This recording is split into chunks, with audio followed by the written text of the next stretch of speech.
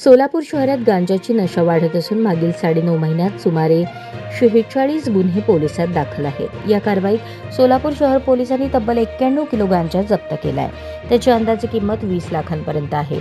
चोरी, हाणामारी, शिवीगाळ, कौटुंबिक वादासह इतर किरकोळ गुन्ह्यातील काही संशयित आरोपी गांजाची नशा करतात असेही आढळून आले आहे।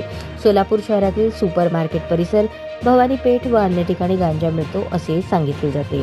सोलापूर जिल्ह्यातील ग्रामीण भागातून आणि शेजारील कर्नाटकातून शहरात अवैधरित्या गांजा विक्रीसाठी येतो।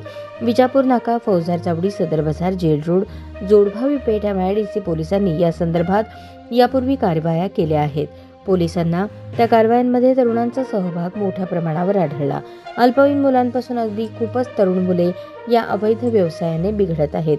दुसरीकडे काही दिवसांपूर्वी कर्णिक नगर परिसरातील एका नामांकित महाविद्यालयाजवळ एका तरुणावर पोलिसांनी कारवाई केली होती। त्याच्याकडे MD ड्रग्ज सापडले होते। दरम्यान अवैध ताडी, हातभट्टी दारू, गांजाची नशा करणारे आणि मावा गुटखा खाणाऱ्यांची संख्या शहरात लक्षणीय असल्याचे पोलिसांनी सांगितले।